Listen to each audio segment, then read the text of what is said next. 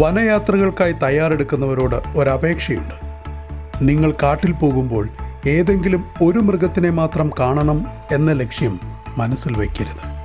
കാരണം കാടിൻ്റെ വ്യത്യസ്തങ്ങളായ ഘടകങ്ങൾ നമ്മുടെ മനസ്സിനെ സ്വാധീനിക്കുന്നത് വ്യത്യസ്തങ്ങളായ അനുഭവങ്ങളിലൂടെയാണ് എന്നതുകൊണ്ട് തന്നെ.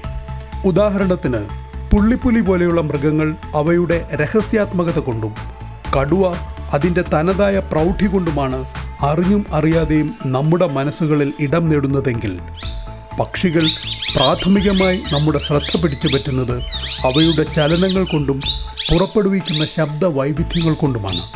ഏകലക്ഷ്യം മനസ്സിൽ വെച്ച് കാട്ടിൽ പോയാൽ ആസ്വാദനങ്ങളുടെ വലിയ ഒരു ലോകം നിങ്ങൾക്ക് നഷ്ടപ്പെട്ടേക്കാം എന്നർത്ഥം.